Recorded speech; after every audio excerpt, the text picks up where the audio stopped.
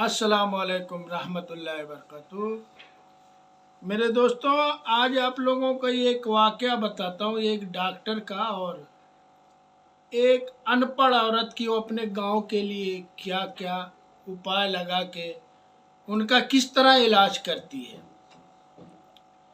एक डॉक्टर साहब थे और उनकी क्लिनिक बहुत अच्छी, उनकी प्राइवेट क्लिनिक थी, बहुत अच्छी चलती थी।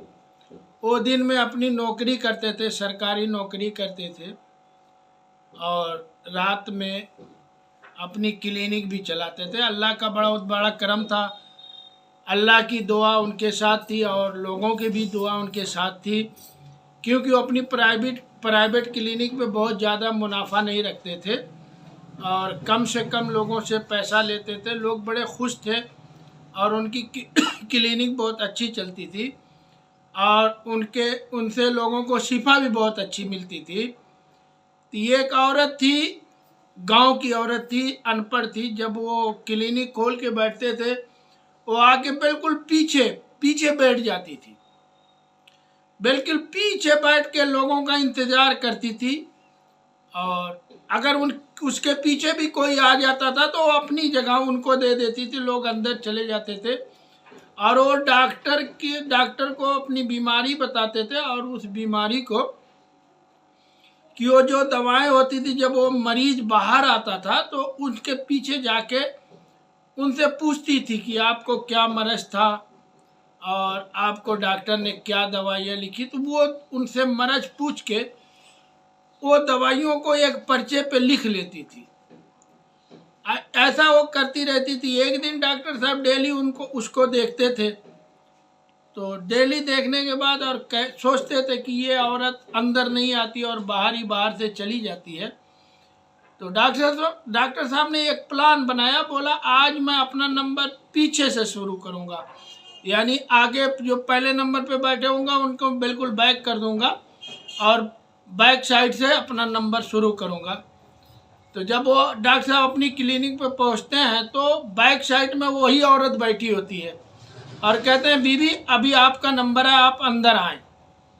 तो औरत उठ के अपने पाँव से अंदर जाती है। डॉक्टर साहब कहते हैं कि चलो बैठिए और अपने आपके मसले क्या है मुझे बताइए। तो औरत निकाब उतार देती है और कहती है कि मैं गांव से हूँ। तो डॉक्टर साहब अपनी माँ की सोच में आ जाते हैं कि वो कहते थे, उनकी माँ जो डॉक्टर साहब की माँ थी वो कहती थी कि बेटा तू गांव में शादी कर ले, गांव की लड़कियां पढ़ी लिखी तो कम होती हैं, मगर ये है कि बड़ी इखलाक वगैरह की बहुत अच्छी होती हैं। तो डॉक्टर साहब के दिल में ये प्लान होता था कि भाई बगैर पढ़ी लिखी लड़की को लेके मैं क्या करता था। उनकी माँ जो है उनसे कहती भी थी कि कर ले, तो वो अपनी सोच में थे कि बगैर पढ़ी लिखी अनपढ़ एक लड़की होगी तो मैं उसके साथ कैसे गुजारा होगा। तो ये अभी सोच ही रहे थे कि, और डॉक्टर साहब सोच रहे थे कि मेरी वाइफ को मरे 4 साल इंतकाल हुए 4 साल हो गया है और डॉक्टर साहब के कोई औलाद भी नहीं थी और वो इसीलिए वो क्लिनिक पे ज़्यादा देर तक बैठे थे। उसके बाद उस औरत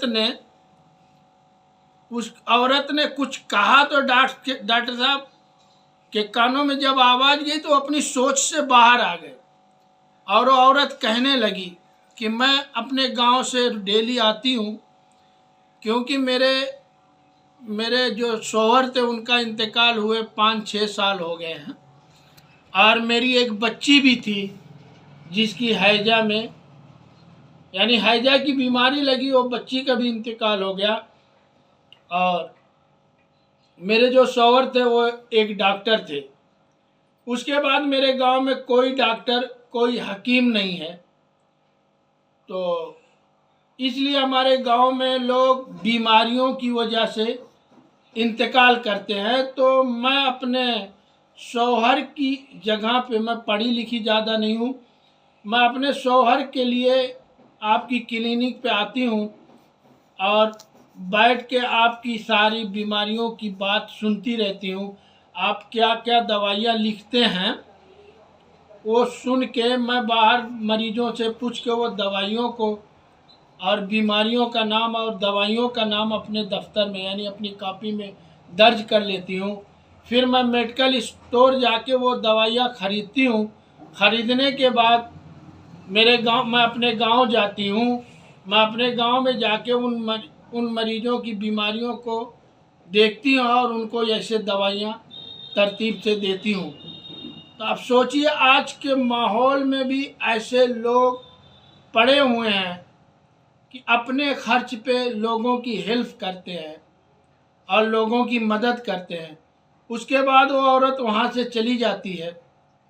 उसके बाद वो डॉक्टर जो है अपनी आला तालीम देखते हैं और उस औरत की बात सुनते हैं।